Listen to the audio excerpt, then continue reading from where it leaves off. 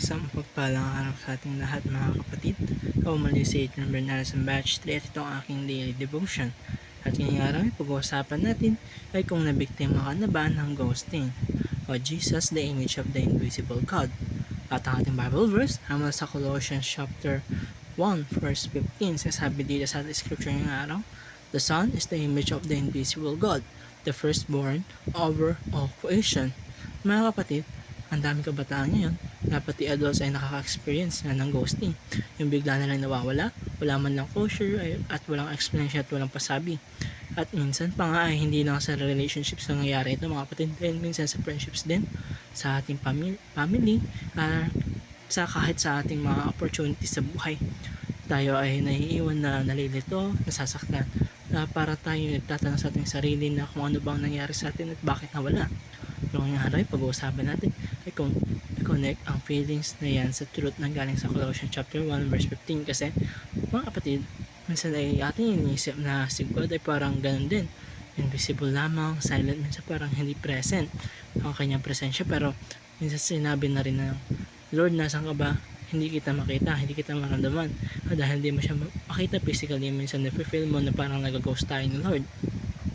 Pero maganda dito sa verse na ito mga kapatid, isasabi na Jesus, the image of the invisible God. Ibig sabihin, si Jesus ang sikat sa tanong na, Lord, ano ba itsura mo? At kung nasaan ka ba?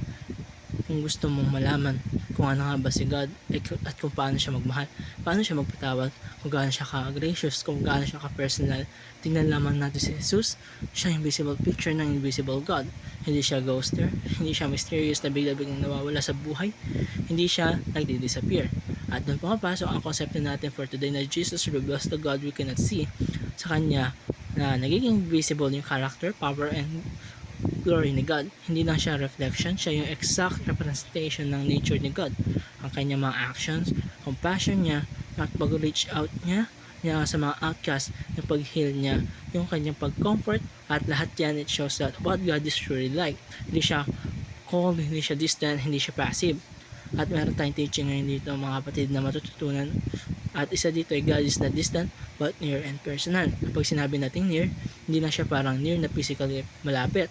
Near in a way na He understands your feelings, your struggles, your fears.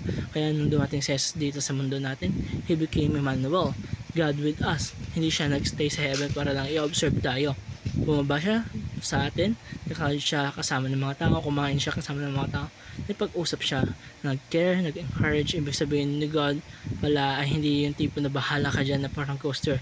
He is near, He is personal, He wants relationships with you. At ito nagtatapos sa aking daily devotion. Maraming salamat sa panonood.